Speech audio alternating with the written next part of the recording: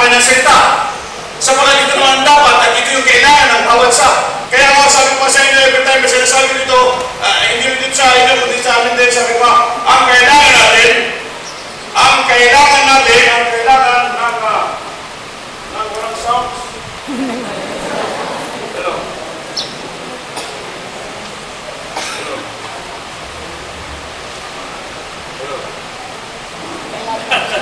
Kasi doon na simintoro, may wire, dito wala, Hello, yun. Thank you, sir. Pindot-pindot kasi. Sa amin, mahaba yung word, kaya ang kailangan natin, especially sa mga Kristiyano, patatagal ng Kristiyano, isang bagay na dapat nating patuloy na panghawakan bilang isang mananampalataya kung paano tayo ka-rooted ng salita ng Diyos. Yan yung problem na yun Kaya kung minsan, napakaraming mga Kristiyano ngayon, anak ng Diyos, ang minsan pag nasaling ng mensahe ay madaling mag-isod, madaling masaktan, because the problem is kulang sa salita ng Diyos. Kaya dapat ito yung ating patuloy na makita at bigyan natin ng papahalaga kung bakit tayo patuloy nag-aaral ng salita ng Diyos. Kung bakit tayo patuloy na pumunta sa church, dapat alam natin yung purpose natin. Ngayon umaga, bakit ka na rito? Hindi pwede sabihin mo na for reporting, for attendance. No! Pumunta tayo sa church upang tayo mag-aaral ng salita ng Diyos. Amen? Ay kagaya na mo kanina umaga. Kanina lang, pag-start din sa araw. Anong muna natin ginawa? Tayo nagbasa ng Book of Proverbs. Amen? Bulit ang katanong ko kanina, ngayong umaga. Kanina po ba bago ka pumunta dito, nagbasa ka ng Bible? Yun lang. Bakit nakita mo, Pastor? Hindi ko nakita. Pero nakita ka ng Diyos kung nagbasa ka. Amen. Mga kapatid, sa ayaw mo natin aminin. Pero ito ang katotohanan sa buhay natin. Na minsan, tayo po'y nagre-relax. Nakala natin, hindi na natin kailangan ng salita ng Diyos. Kaya maraming sumisalita ng mga Kristiyano You know what the problem is? Kulang na talaga sa pag-aaral. Kulang na hindi. Ang kailangan natin magkaroon tayo ng ubat sa salita ng Diyos. Para kahit anong dilubyo dumating sa iyo, matibay tayo. Amen? Now, ang mahalaga ng salita ng Diyos sa buhay ng isang tao. Bakit natin ito binibigyan ng pagpapahalaga? Okay? Open again yung Bible. In Book of Job, maraming tayo bubuksan pa dito.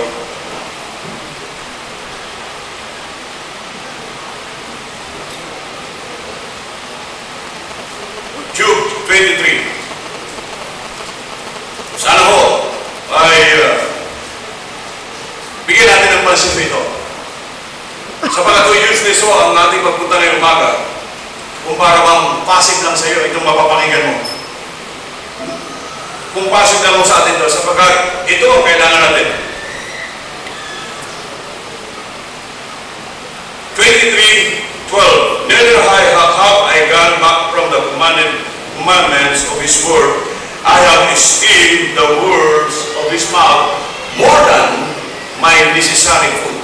So ganun si Job. Sabi ni Job, I have esteemed the word of His mouth more than my necessary food. So ganun kahalaga ang salita ng Diyos kay Job.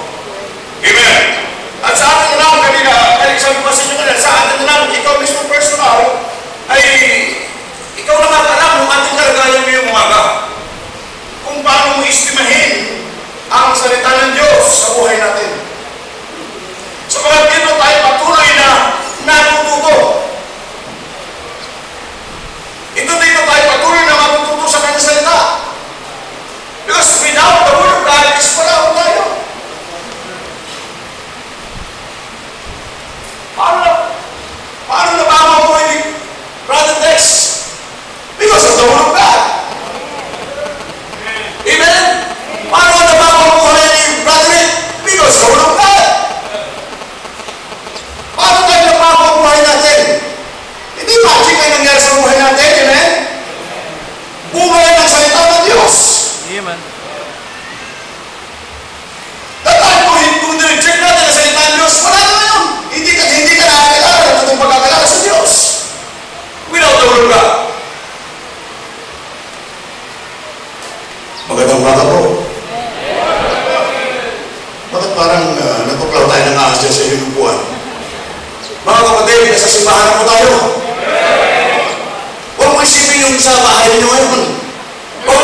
mga kautangan natin. Isipin mo, nasa church ka rin umaga.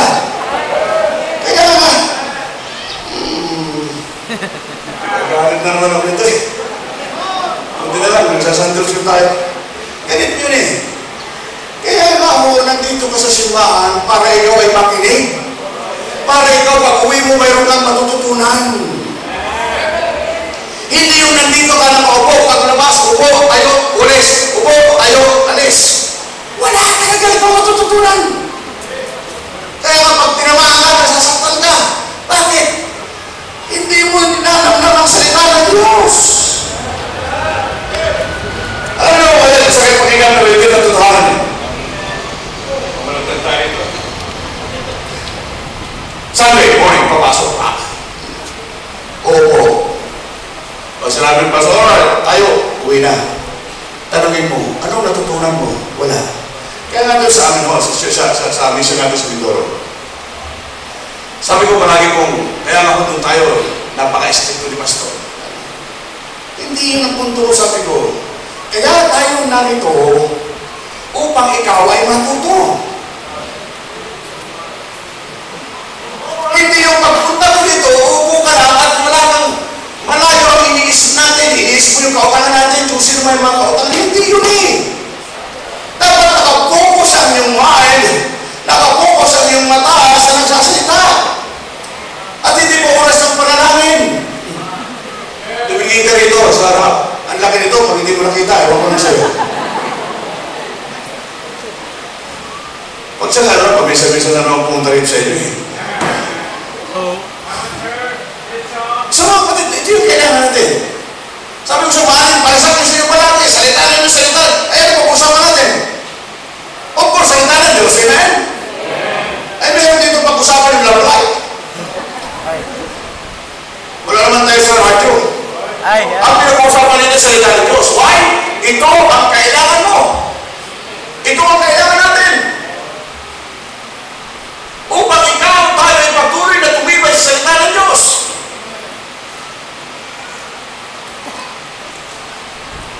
Kaya ano, hindi mo na.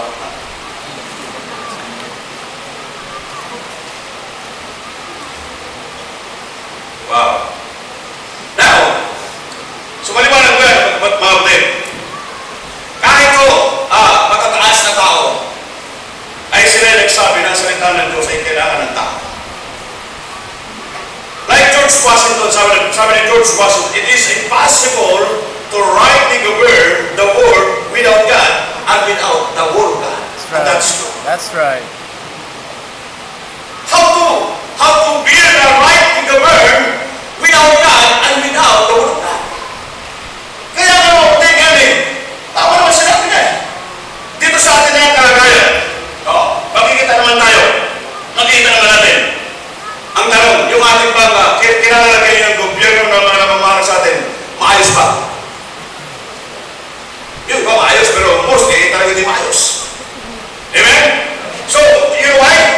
The problem is, wala silang Diyos o walang salita ng Diyos na kanya sinusundan na totoong salita ng Diyos. Why? Ang namumuno, wicked. Ayaw nyo maniwala.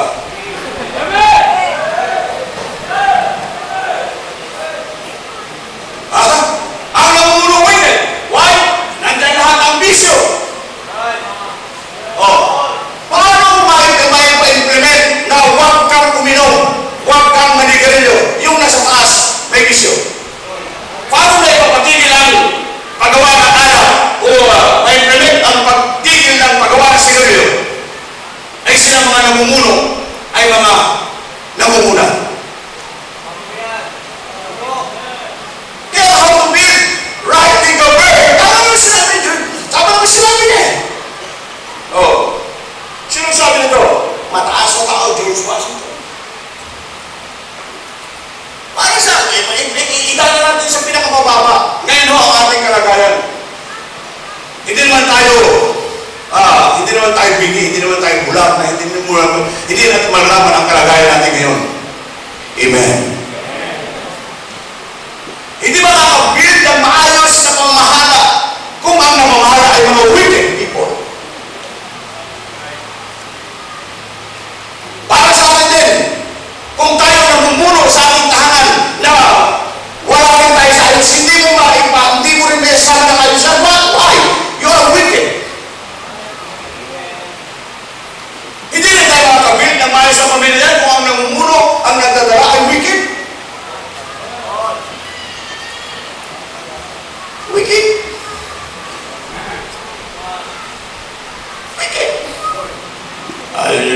Moses lalo na.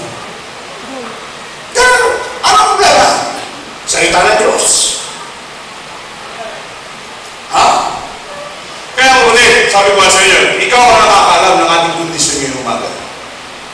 Kung bakit kailangan nating bigyan ng pagpapahalaga palagi ang salita ng Diyos. Sa lahat ng narito ngayon, maliban mo sa ating pista, ikaw na member, ikaw na Kristiyano, alam mo yan.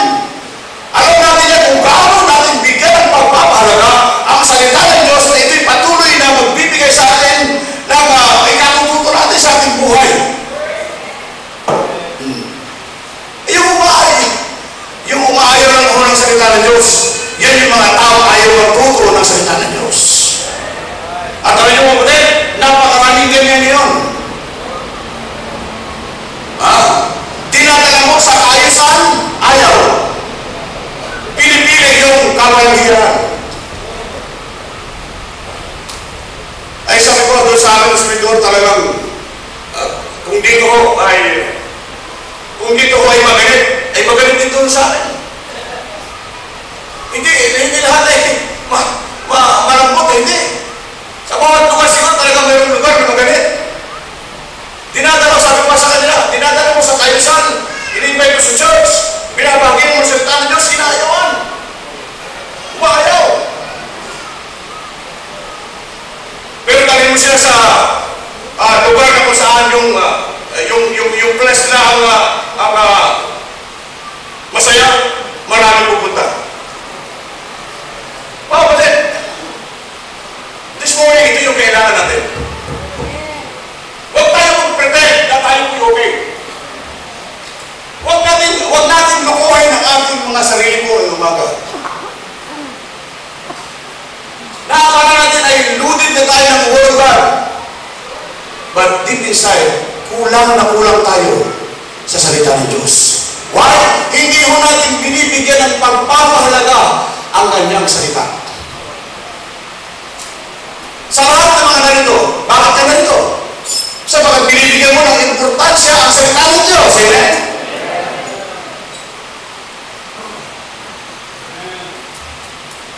Kaya nga ho, lalo na ho ngayon, no? Marami ho ngayon mga kabataan ang sumisemplang. Eh, pastor, nakikinig naman yun Pastor, nagbabasa naman ng Biblia Bakit kaya? Alam problema mo, din? Kung bakit marami ng mga kabataan ang nawawala sa hulo, ayaw mo nilang aminin, kulang sila ng salita ng Diyos. Ayaw mo nilang tanggapin, pero yun ang katotohanan. Bakit? Mawawala ba tayo sa hulo kung ikaw ay rooted ng Word of God? Kung lahat ng ating napapakinggan, ito'y nilalagay natin sa ating mind, nilalagay natin sa ating puso, at ito'y ina-apply natin. But the problem is, kaya na maraming mga kabataan ang sumisemplang sapagat ang lahat ng kanilang mga napapakinggan ay wala sa isip ko nila. Paano kaya dito sa ating umaga? Pumapasok lang muna sa simbahan, pero malayo ang kanilang mga kaisipan. Yan na nagiging problema ngayon Kaya nga, pag tinamaan, hindi na muna ako magsisimba. Pag medyo tumusok sa puso yung minsan ng ating mga nabasa, ako na naman. Kapatid, para sabihin ko sa iyo, yan ang kakulangan po natin, salita ng Diyos. At hindi mo natin binibigyan ng pagpapalaga ang kanyang salita. Amen. Wala po. Sige lang. Tanggapin na natin. Kailangan natin ito. So, ang namumuno ay mga wicked people. Hindi pwedeng ipa-implement sapagat yung mga namumuno ay wala rin sa ulo, wala sa ayos. Kagaya naman sa atin mga kapatid, tayo mga mananampalataya, tayo mga Kristiyano, tayo mga anak ng Diyos. Tandaan niyo po ito sinasabi ko. Especially yung sa mga tatay, nakakaya ko. Hindi ko tayo makaka-build ng ng maayos na pamilya yan kung tayo mga namumuno ay merong alam niyo na yung ibig sabihin, wicked. Mayroon tayo hindi ginagawang maayos. Kulang sa salita ng Diyos. Alam niyo ba, din sa ating kalagitnaan ngayon, may mga problem din, may mga problema rin po ngayon na tumarating din sa atin. Hindi makasunod-sunod yung powers sapagat yung leader ay wala sa ulo. Magandang gabi po. Wala ba?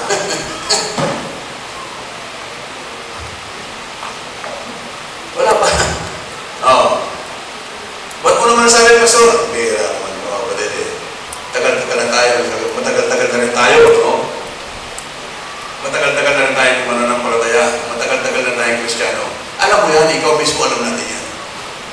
Alam natin ang ating kalagayan, kung anong kailangan natin. Kaya ito yung napakalaga sa buhay natin, na dapat natin patuloy na binibigyan ng pagpapahalaga ang salita ng Diyos. Not only George Washington, but also sabi ni Abraham Lincoln, I believe the Bible is the best gift of God. Mga tao ko na, mga tao pala lang yung tawag, ulo na tao. Mismo sila yung naniniwala talaga sa salita ng Diyos. Ikaw naniniwala ka ba?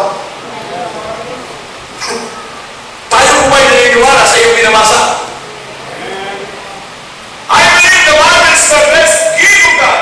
Kaya kapatid, ito, sabi ko sa'yo, matataas na tao po ito, kaya nga, ganun din nila binibigyan ng pagpapahalaga. Ganun kahalaga ang Biblia. Ganun kahalaga ang salita ng Diyos sa tao. Sapagkat, kung ang bawat isa ay every time na binabasa ng Biblia, at kung ito ay kanila lamang siniseryoso, every time na binabasa nila ang salita ng Diyos, at kung ito ay kanilang siniseryoso,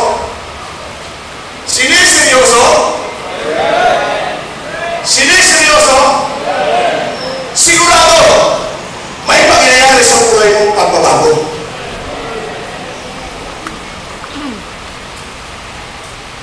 Malaki ang makikita nating pagbabago kung every time na binabasa ang salita ng Diyos, at kung ito lang ay kanilang siseryosohin lamang mga kapatid, ako'y naniniwala na mayroong makikitang pagbabago sa buhay ng bawat mananampalataya. Kung ito lamang ay kanyang siseryosohin. But every time na binabasa na parang nagbasa ka na ng pocketbook, comics, dyaryo, ay wala ka talaga mangyayari sa'yo. Dito sa ating simbahan, okay? Ilan taon ka ng Kristiyano? Sabihin mo na, Pastor, kasabayan ko yung simbahan na yan. Ibig sabihin, 25 anos ka na rito ko. Pastor, siguro mga 15 years na ako dyan sa simbahan na yan. Pastor, 10 years na ako dyan sa simbahan natin na yan. Ang tanong, sineryoso mo ba lahat ng binabasa mo sa salita ng Diyos? Bakit may mga problema pa rin dumarating? Of course, nandiyan ang problema. Pero yung problema na parang hindi ka pinupuknatan, abay, something's wrong in America. Ay, may problema. Kaya sila sa akin naman kanta, may problema tayo. Kaya nga kapatid, hindi batayan kung gaano na tayo katagal dito sa ating simbahan. Hindi batayan gaano ka katagal. Ang batayan kung gaano mo siniseryoso ang salita ng Diyos. At kung paano natin binibigyan ng pagpapahalaga ang salita ng Diyos.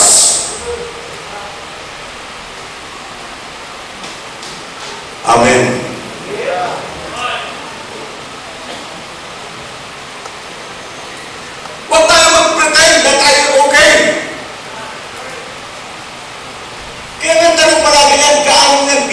kanyang pagpapalaga ang kanyang salita. Kasi kung binibigyan mo ng pagpapalaga, ako'y naniniwala na mayroong unting pagbabago sa buhay natin. Pero kung matagal ka ng mananampalataya, inabot ka ng 25 anyos, 20 anyos, 15 anyos, at hindi pa rin makikita yung pagbabago sa buhay mo, ay may problema tayo, kapatid. Yan yung sinasabi na talagang hindi mo binibigyan, hindi natin binibigyan ng pagpapahalaga ang salita every time na binabasa mo, every time na napakinggan mo. Mga kapatid, hindi ko po intensyon na kayo palungkutin yung umaga. Pero kailangan natin to upang tayo matuloy na matutulog na yung salita. Kailangan natin yung kapatid sa buhay natin upang patuloy tayo maging maayos. Seryosohin lang natin. Seryosohin mo yung napapakinggan mo. Seryosohin mo yung binabasa mo. Ako'y naniniwala na magiging maayos ang buhay mo. Amen? Kayo na mga narito. Tama ba yung sinasabi ko?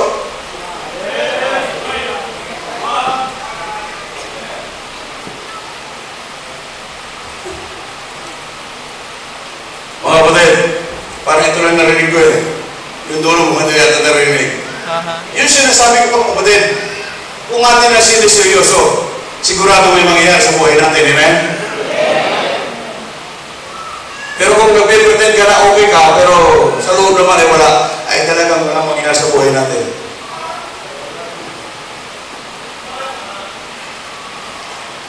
Alam mo, kapatid, dito ko sa ating simbahan, bagamat hindi naman lahat ay dasperingado. Pero doon sa mga nakikita kong taong, yung mga taong iniwanan mo, kaya na saglit, iniwanan ko, takita ko, nagpapatuloy. Alam mo, kapatid, isang kagalakan ko sa puso ko yan eh. Personal. Lalo na po doon sa mga taong personal na nadala natin dito sa church. Naalala ko yung mga ka-area ko bago ako pumunta ng mission. Ay, nakita ko po yung aking mga kasama dito sa grupo, yung East Company. Pasensya naman, di ba magbigkas yung baka yung East Company. East to. Isa kasi may problema yung dila ko eh. Masaya na yun. Yung pinanggalingan din ni Brother Rick. Yun. Basta yun na yun. Alam mo na every time sila nakikita ko, sila nagpapatuloy. Hindi lang nila alam kung gaano kasaya ang puso ko. You know why? Yan yung maliwanag ang salita ng Diyos. Bakit kung hindi nila sineryoso, kung hindi nila binigyan ng pagpapahalaga yung salita ng Diyos na kanilang napakinggan dito, mula nung sila narito, ay palagay ko, wala rin sila ngayon.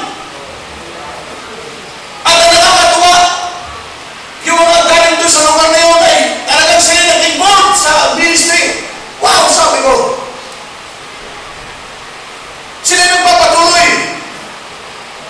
Pamilya ni Brother George, pamilya na, nandito pa ko. Ay isang kakalakan ko, hindi nyo lang alam. Tuwang-tuwa ako ang puso ko. Yan yung bunga na kung saan inyong sineryoso ang inyong napapakinggan sa salita ng Diyos. Inyong nilagay sa puso ninyo ang inyong napapakinggan at ang inyong mga binabasa. Na kahit hindi nyo na ako nakikita dito at nandun na tayo sa at least kayo ay nagpapatuloy, nandiyan kayo. Anong dahilan lang? Yan yung bunga ng salita ng Diyos na inyong sineryoso. Sabi ko sa iyo, may hirap mag-pretend eh. Na you are okay as a Christian, but if you say hindi naman okay.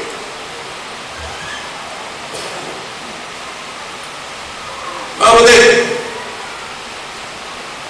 napakasaya kapag sineryoso mo ang salita ng Diyos.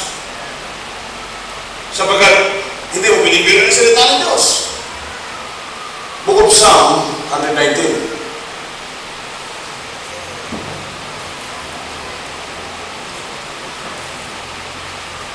Sabi nga niya, ang salita ng Diyos, sabi ng Bible, forever, O Lord, thy word is settled in heaven.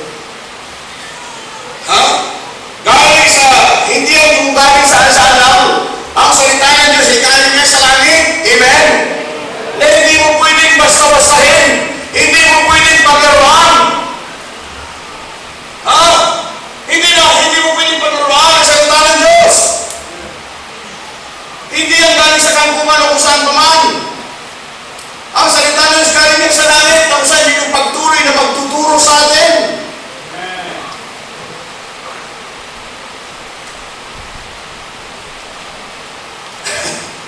Malungkot yata ang langit eh. Kapatid, ngayong umaga ho, challenge ko kayo. Gawin natin totoo sa buhay natin. Lahat ng ating napapakinggan, lahat ng ating binabasa, bigyan natin ng pagpapalagayan. Sabi ng maraming tao, sa mga taong pinagtampuhan ng IQ, hindi raw totoo ang salita ng Diyos.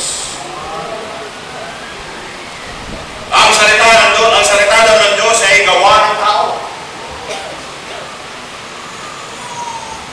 Pero sabi nga sa'yo, napakasimple, hindi yan basta-basta ng tao.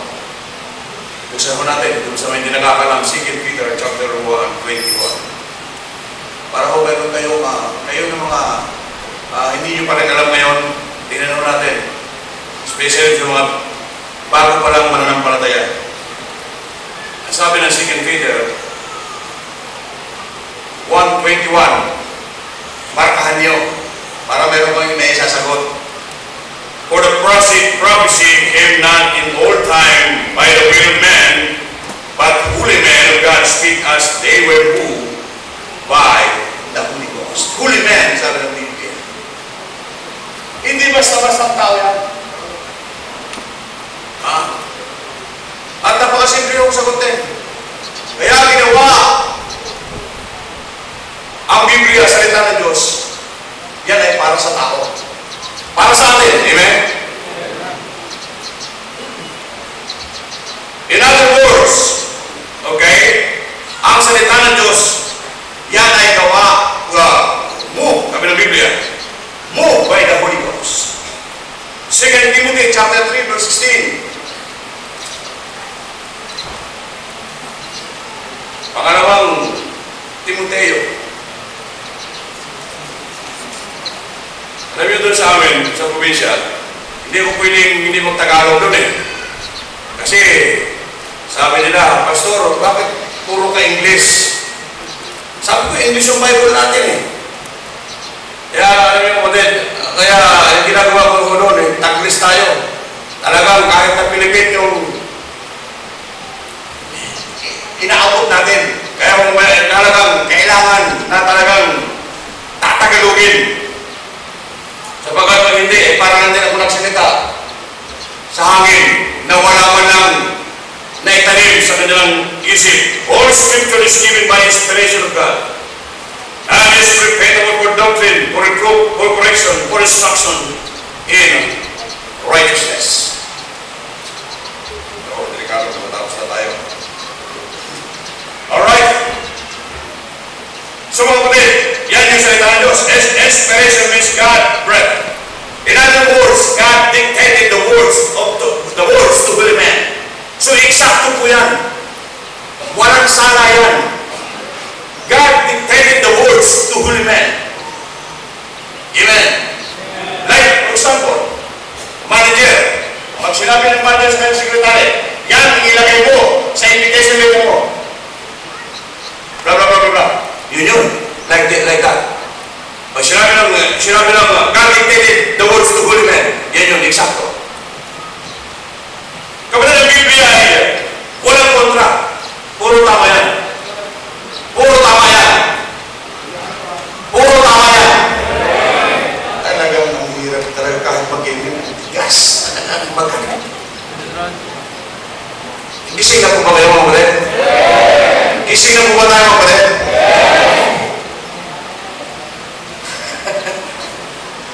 Parang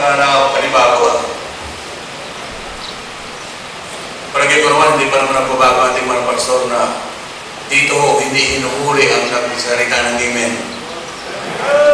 Hindi hinuhuli ang nagsisi amen. Eh, bakit parang hirap na hirap yata tayo mag-amen? Alright.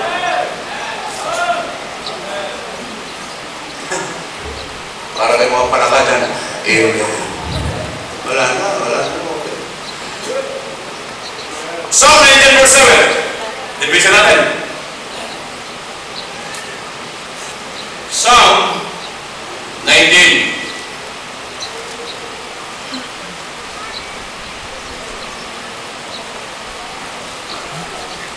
The Bible says, the law of the Lord is what?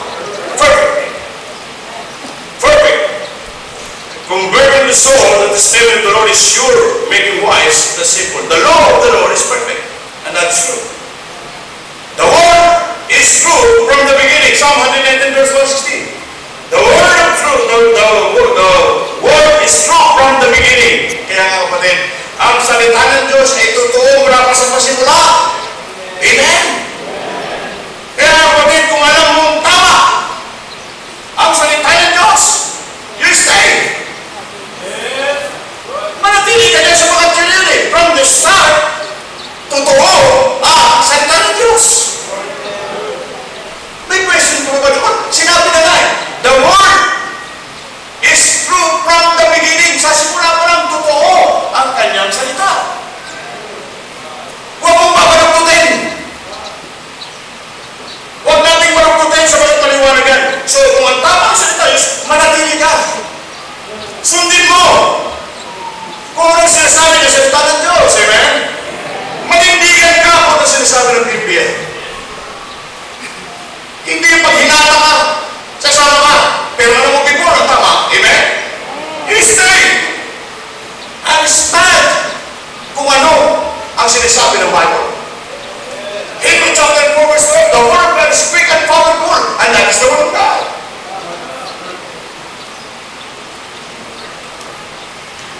The word of God is quick and powerful.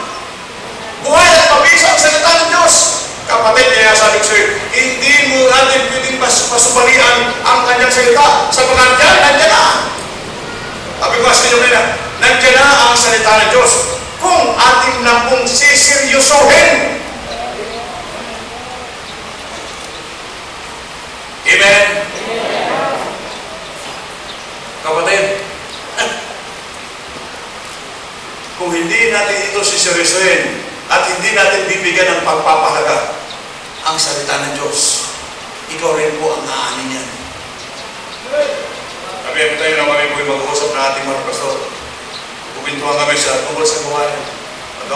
Pero talagang sir, naranasan mo na rin po yung naranasan ninyo. Talagang matigas. Talagang umulo ng mga bukod sana ng mga unbeliever. Eh kaso mga believer. Matitigas. Wala na pasin na sa kanila sa salita ng Diyos. Bahala ka dyan, mag-ginawa mo. Nasabi minsan na pabiro na sinasabi natin mga pastor, last na raw ang kanyang lalamunan, pero hanggang ngayon, hindi pa rin tayo natututo. Why? Sapagkat hindi natin siniseryoso ang salita ng Diyos. Hindi natin binibigyan ng pagpapahalaga ang salita ng Diyos. Yan ang problema eh. Kung bakit ngayon maraming mga Kristiyano ang talagang kurahong sa ulo. Kung bakit marami ngayon mga young people na wala sa ulo. Why? Hindi nyo siniseryoso ang inyong napapakinggan. Hindi nyo binibigyan ng pagpapalaga every time na binabasa mo ang salita ng Diyos. Kaya nangyayari sa buhay ng mga kabataan yan, why? The problem is hindi mo siniseryoso at hindi natin binibigyan ng pagpapalaga ang salita ng Diyos na ating napapakinggan.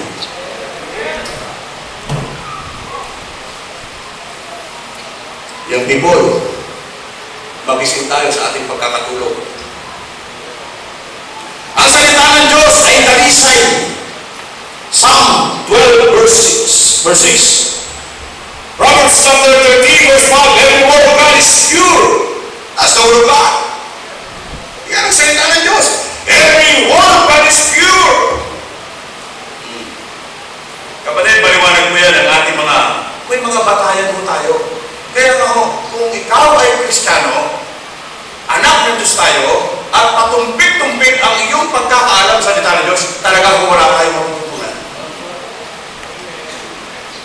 Kung tayo mga mananampalataya, kung tayo mga Kristiyano, patumpik-tumpik lang ang ating pag-unawa sa salita ng Diyos, patumpik-tumpik lang yung pagbabasa mo, patumpik-tumpik lang yung pakikinig mo, sigurado wala ka talagang matutunan. Pero lahat yan, kapag yan ay nilagay mo sa puso mo, nilagay mo sa isip mo, at yan i-apply mo sa buhay mo, sigurado, mayroong mangyayari sa buhay mo.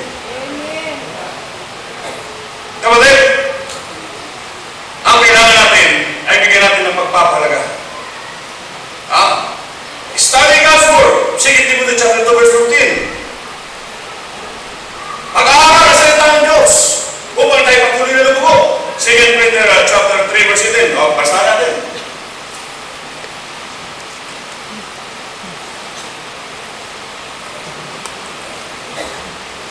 Second Peter 3:18. Alam niyo, kapatid, itong kailangan natin eh. Ito yung mga bagay na kailangan natin. Tingnan niyo ha. Ang sabi ng Bible, but grow in grace and in the knowledge of our Lord and Savior Jesus Christ. To Him be glory both now and forever. Amen. But grow in grace and in the knowledge of our Lord and Savior Jesus Christ.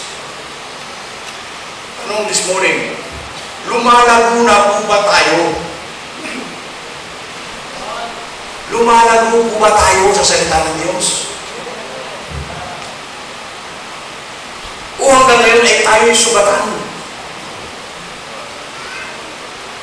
Kapatid, yung sinasabi ng Biblia sa bawat sa atin, ganon dapat natin bigyan ng halaga at bigyan natin ng halaga ang salita ng Diyos. Sabagat sa Biblia, sa salita ng Diyos, marami ang nabagong buhay. Marami ang nabago ang buhay ng tao.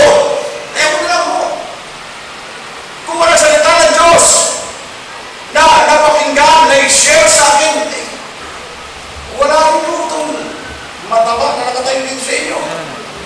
Ay, palagay ko sakit ng ulo tayo sa ating lipunan. But, dahil sa salita ng Diyos, nabago tayo, Amen. Yes, sir. Nabago tayo.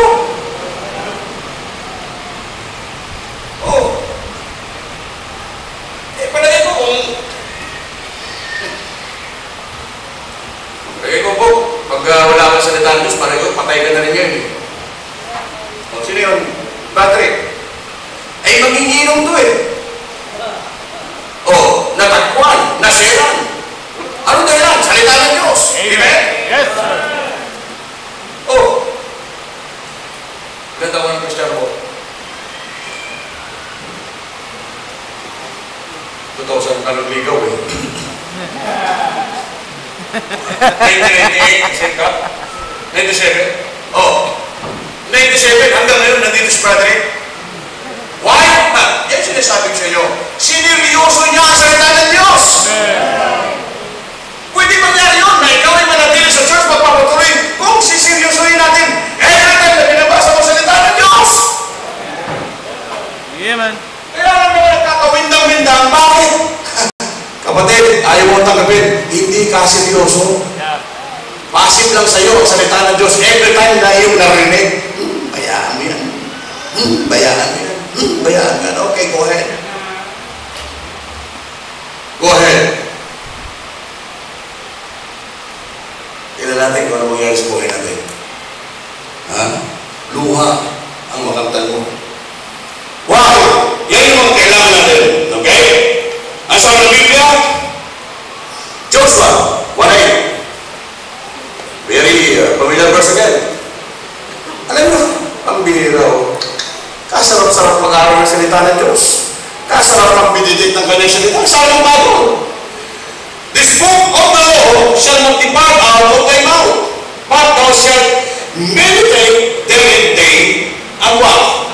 Night, that thou observe to do according to all that is written therein, for then thou shalt make thy way prosperous, and then thou shalt have what?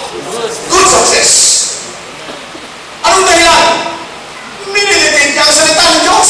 Hindi mo makakamtan ng success sa buhay mo without the word of God na iyong imilitate palagi ang salita niya.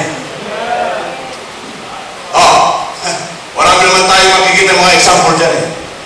Tingnan yung mga taong nag-disobey. Ano ang nakanta nila? Success ba? No. Wala. Luha ang tinabot niya. Luha ang abutin mo. Ay, liwanag niya, no? Ulitin ko, para mo naman ninyo, ha? Hihira ako. Lord, sir. Amen. Hindi na lang. This book of the law shall not depart out of thy mouth, but thou shalt meditate therein day and night. Anong pinakalayunin natin ito? Meditate day and night that thou mayest observe to do according to all that is written therein, for then thou shalt make thy way prosperous, and then thou shalt have good success. Tanggalin mo at ikaw ay magpatuloy na hindi mo tinilibigyan pansin at hindi ka maging totoo at hindi ka maging seryoso. Go ahead. Gawin mo yung gusto mo. Tingnan mo kung ano mangyari sa buhay mo. Yeah. Amen. Ang bihira mga kapatid, napakaliwanag naman yan. Napakaliwanag naman. Nandiyan yung success kung ikaw ay susunod.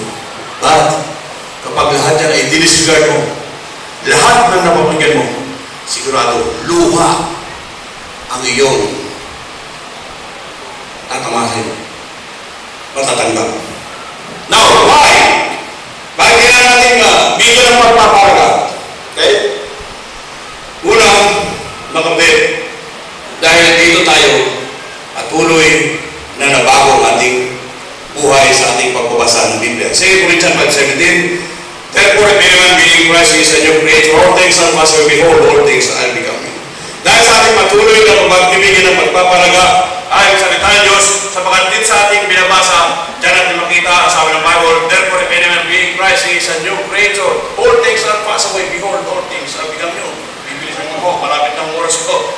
Now, bakit kailangan natin bigyan ng pagpapalaga? Dahil ito ay salita ng Diyos. And that is true. Pinasa natin kanina. Dahil ito ay salita ng Diyos, kapatid, para sa atin ito. Ang kanyang mensahe ay para sa atin. Amen? Amen. Ang kanyang mensahe ay para sa atin. Amen? Amen. Ang kanyang mensahe ay para sa atin. Amen? Hindi para kay Pastor Rico, hindi kay Pastor Dex, kay Pastor Will. No! Para sa atin lahat ang mensahe na salita ng Diyos. Amen. Ito kailangan natin. Kaya dapat natin pagpupulay-pulayan ang kanyang salita sa ating Biblia. Pagpulayan mo, araw at gabi. Hindi pa ba naisipan mo sa magpupuklat ang Biblia? Hindi ka pa nagkaroon ng time sa magpupuklat ang salita ng Diyos. No! The Bible says, meditate day and night. Amen. Meditate day and night. Amen? Pagbubulay-bulayan natin. Kapatid, dyan yung sikreto upang ikaw ay patuloy na tumibay sa ating magiging Kristyano. Without this, you're nothing. Wala. Ang mga salita ay hindi magpakailan naman. At ang struggle. Isaiah chapter 40 verse 8.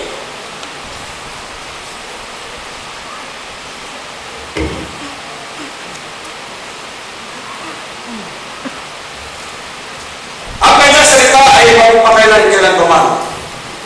The grass will wither, that our faith, but the word of our God shall stand what?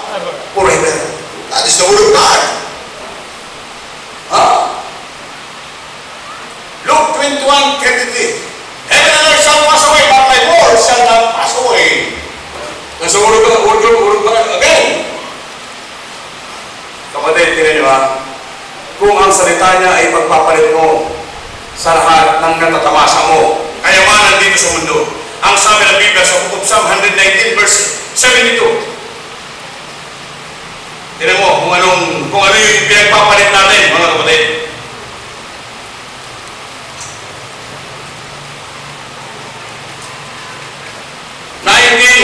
14, verse 72.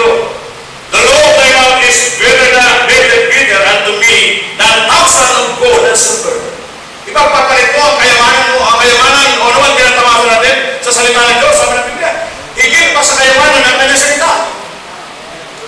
Amen? Amen. Mark chapter 8, 36-37. Kaya ngayon ang pinagpapalit natin ang salita ng Diyos, pag-araw ng linggo, pinagpapalit mo sa overtime, kapatid, hindi may papalitan yung kayamanan ng kanyang salita.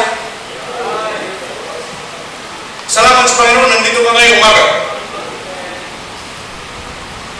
36. For what shall it profit a man if he shall gain the whole world and lose his what? Own soul. Kaya nga ikaw, kapatid, huwag kang magpakapokus sa iyong kayamanan. Wala yan. Ang napakalaga, yung ating pagbibigay halaga, pansin ng kanyang salita. Or what shall it profit a man if he shall gain the whole world and lose his own soul? Kaya kapatid, maging totoo tayo ngayong umaga. Ganyan kahalaga at dapat bigyan ng pagpapahalaga ang kanyang salita. Hindi mo pwedeng ipasok lang, hindi mo pwedeng i-ignore ang kanyang salita. Bigyan mo ng pagpapahalaga ang kanyang salita, kapatid. Kaya nga every Sunday morning, Sunday afternoon, Wednesday afternoon, nandito ka, o ano ba mga activities pa rin tayo, sapagkat yan ang kailangan natin. At upang ikaw patuloy na at tumibay lumago, patuloy mong bigyan ng pagpapahalaga ang kanyang salita. Amen. Doon sa mga hindi nagbibigay ng pagpapahalaga, madaling mawala, madaling talikuran, madaling iwanan church. You know why? Because the problem is, kulang at hindi nila binibigyan ng pagpapahalaga ang salita ng Diyos. This morning, brethren, ito yung kailangan natin. Put in your mind, put in your heart, the Word of God is true. Yeah, you stay and obey kung ano yung ating natututunan. Amen. Amen? Yes, Alright, I hope this morning, kahit konti, ako'y nakatulong sa inyo. Amen. Amen. Yes, sir. Ay lahat ay magsa tayo.